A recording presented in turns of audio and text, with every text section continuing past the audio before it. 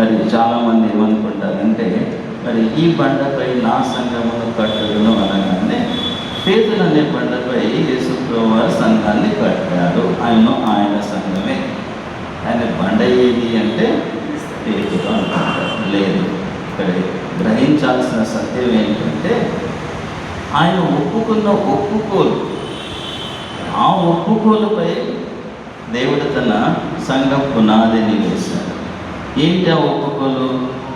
ఆయనే క్రీస్తు, యేసే క్రీస్తు, ఆయనే సజీవుడైన దేవుని కుమారుడని ఒప్పుకున్న ఆ ఒప్పుకోలుపై మరి సంఘం నిర్మించబడ్డాయి. మరి మనం ఎంతమంది ఒప్పుకుంటున్నాం? ఒప్పుకున్నారు ఎప్పుడన్నా? దేవుడు ఒప్పుకున్నాడైతే వెరీ గుడ్, ఒప్పుకున్నావు. ఎవరినైనా ఒప్పింపజేసినావా? అది కూడా ఒప్పింపజేసినావు. మనం అందరూ తెలుసు. మరి బాప్తిసం తీసుకున్నాడు, ఒప్పుకోడు.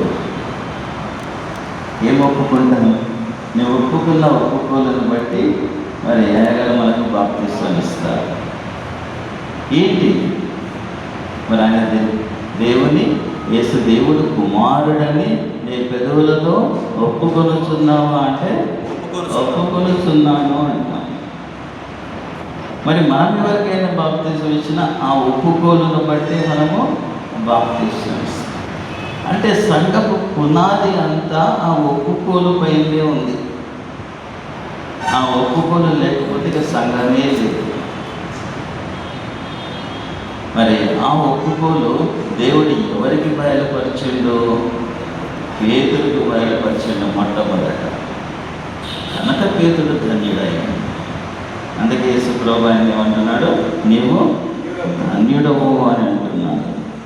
మరి ఇక నేను రెఫరెన్స్ అందరినీ కట్ చేస్తూ ముందరకు వస్తున్నాను.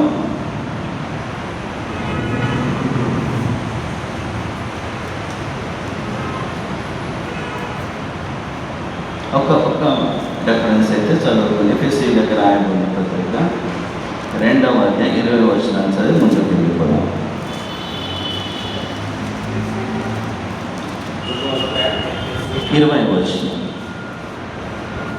క్రీస్తు యేసే ముఖ్యమైన మూలరాయి కదా, అపోస్తలులు ప్రవక్తలు వేసిన పునాది మీద మీరు కట్టబడి ఉన్నారు. చూడండి, ఆయనే మూలకు తల. మరి అపోస్తలులు ప్రవక్తలు ఏం చేసిందంట? దానిపై పునాది వేసింది. మరి సంఘాన్ని గురించి మరి ప్రవచించింది అంటే ప్రకటించింది, ప్రజలను ఒప్పింపజేసింది, మరి వారికి బాప్తిసం ఇచ్చింది, సంఘంలోకి చేర్చింది ఎవరని అంటే అపోస్తలులు. మరి యేసుప్రభువు వారు తను జీవించి ఉన్నప్పుడు మరి ఇప్పుడు యోహాను ఏం బాప్తిసం ఇచ్చాడు? మారు మనస్సు నిమిత్తమైన బాప్తిసం ఇచ్చాడు. మరి ఆయన మరణించి తిరిగి లేచిన తర్వాత పాపక్షమాపణ నిమిత్తమైన బాప్తిసం ఇవ్వబడుతూ వచ్చింది. మరి మనమంతా సంఘంతో చేర్చబడుతూ వస్తున్నాం. ఆ పునాదిపై వీళ్ళు పునాది వేశారు. ఆ బండ పైన వీళ్ళు పునాది వేశారు. ప్రకటన గ్రంథము 21వ అధ్యాయం 14వ వచనాన్ని చూద్దాం.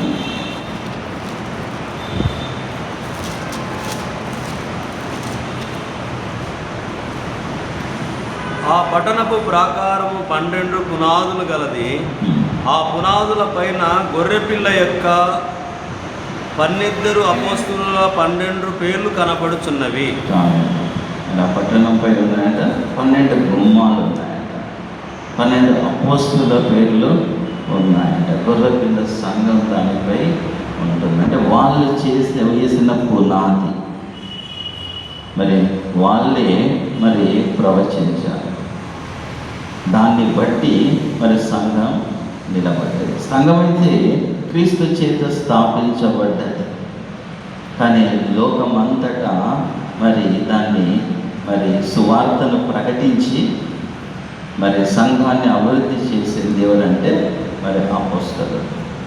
కనుక ఆ గుమ్మములపై వారు అపోస్తలుల పేర్లు ఉన్నాయని ప్రకటన గ్రంథం తెలియజేస్తూ ఉంది. అదేవిధంగా ఇంకొక వచనాన్ని చూద్దాం. దానియేలు గ్రంథం 2వ అధ్యాయం 44-45 వచనాలను చూసినట్లయితే,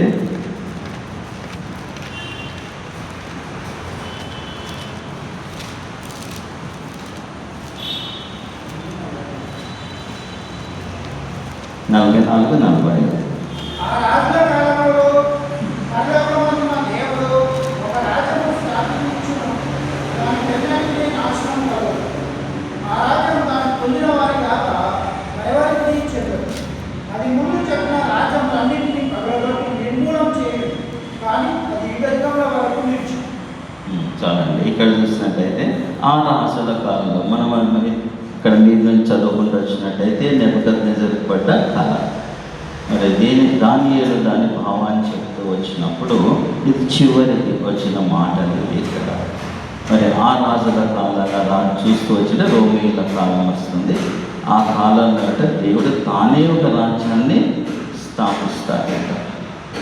మరి ఆ రాజ్యము ఎవరికి చెందుతుంది? పొందిన వారికే చెందుతుంది. మరి చూడండి, మనం కూడా ఆయన రాజ్య నివాసం. ఇక్కడ మనం బాగా అర్థం చేసుకోవాల్సింది ఏంటంటే, ఆయన రాజ్యమే సంఘము, సంఘమే ఆయన రాజ్యం.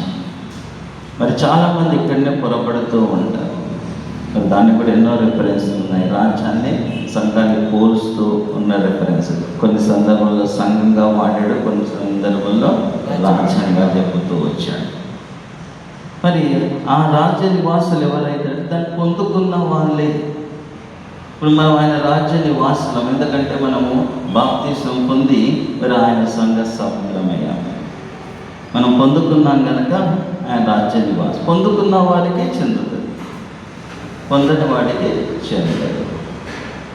అందుకే యేసుప్రభువు వారు అప్పగింపబడ్డప్పుడు మరి పిలాతు అడుగుతాడు, నీవు రాజువా అంటే నీవు అన్నట్టే.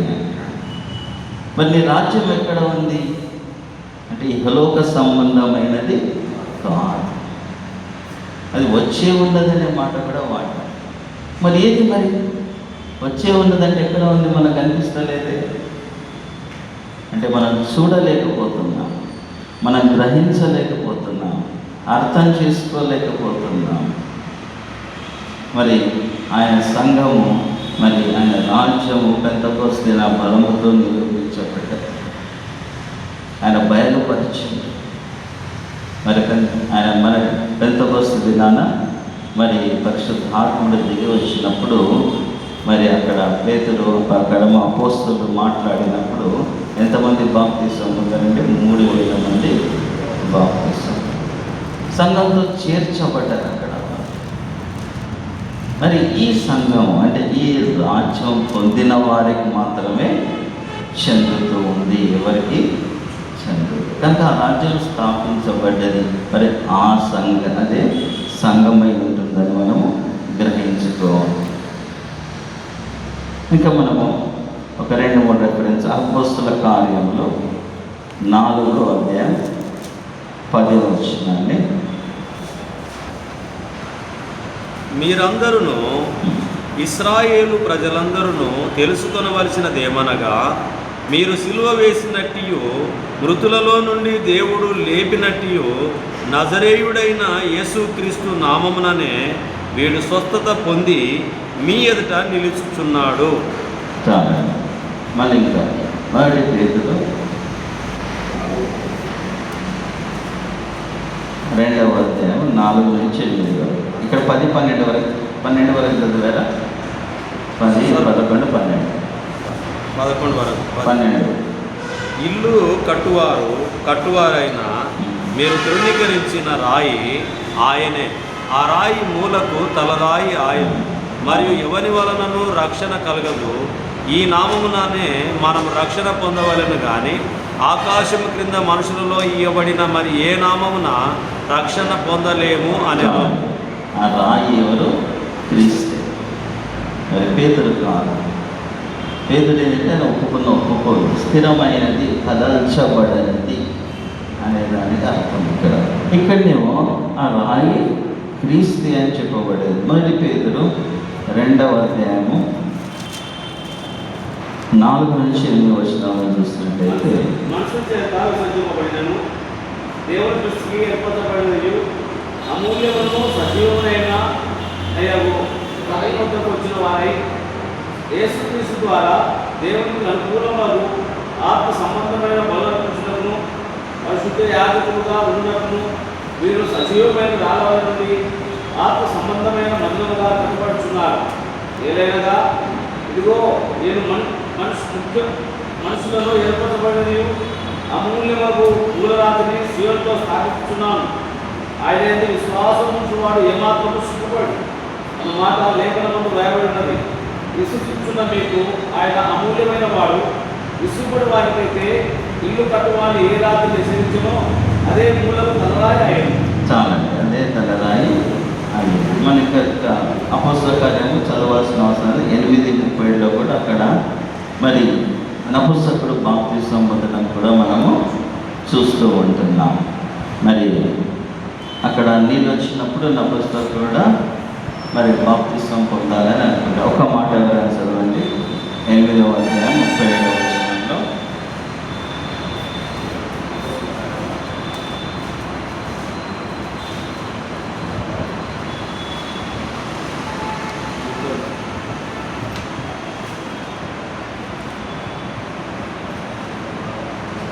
అపోస్తల కార్యం 8వ అధ్యాయం 37వ వచనం 37. ఫిలిప్పు నీవు పూర్ణ హృదయంతో విశ్వసించిన యెడల పొందవచ్చునని చెప్పాడు. అతడు యేసుక్రీస్తు దేవుని కుమారుడని విశ్వసించున్నానని ఉత్తరించాడు. చాలా అది ఏం చేస్తాడు? యేసుక్రీస్తు దేవుని కుమారుడని ఒప్పుకున్న వెంటనే మరి ఇదిగో నీళ్ళు మరి నాకు బాప్తిస్మం ఇచ్చుటకు ఏమి ఆటంకము అని అడిగాడు. చూస్తున్నాను ఇక్కడ చూసినట్టయితే ఇక్కడ మనం కిందికి వచ్చినట్టయితే ఇక్కడ ఏమంటున్నాడు? ఇప్పుడు మనం వచ్చిన భాగానికి వద్దాం. మత్తయి సువార్త 16లో ఉన్నాం. ఇక త్వరగా ముగించేద్దాం. 16వ అధ్యాయము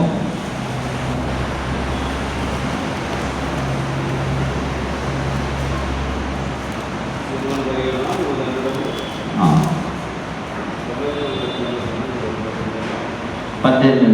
మరియు నీవు పేతురువు, ఈ బండ మీద నా సంఘమును కట్టుదును, పాతాళ లోక ద్వారములు దాని ఎదుట నిలువనేరవని నేను నీతో చెప్పుచున్నాను.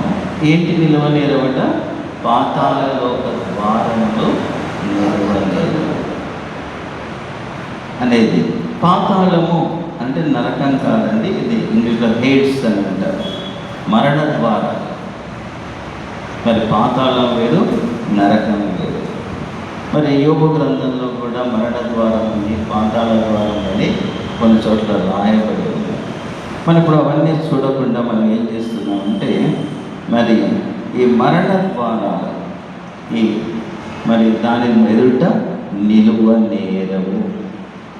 మరి మనందరికీ తెలుసు మరి ఆదాము చేసిన పాపం వల్ల మరణము సంప్రాప్తమైంది. పాపం వల్ల వచ్చే జీతము మరణం. మరి మరణించితే మరి నరకానికి. కానీ యేసు ప్రభువు వారు ఏం చేశారు?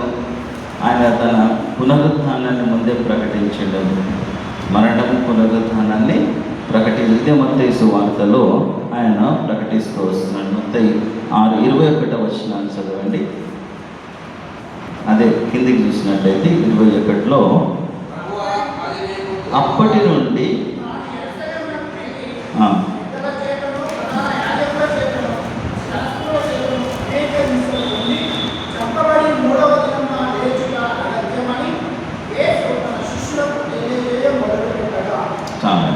ఇక్కడ చూసినట్టయితే ఆయన మరణ తిరిగి లేచుట గురించి ఆయన మాట్లాడుతున్నాడు. అంటే మరణం ఆయనను బంధింపజాలదు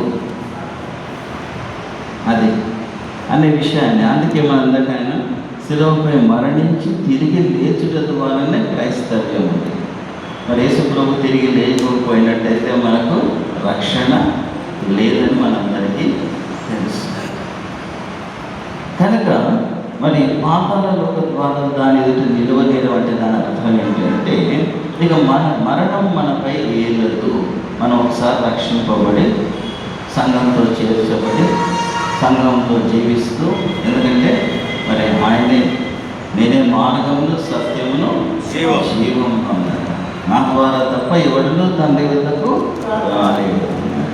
మరి సంఘానికి శిరస్సు క్రీస్తు. మరి అవయవంలో మనం మరి ఆయన ద్వారానే వెళ్ళాలి. మనం ఆయన సంఘంలోకి వచ్చేసాం కనుక ఇక మరణం మనల్ని ఇంకేమీ చెయ్యలేదు. దాని ద్వారా మన ఎదుట నిలువనేరవు అనే మాట ఇక్కడ ప్రకటిస్తున్నాడు.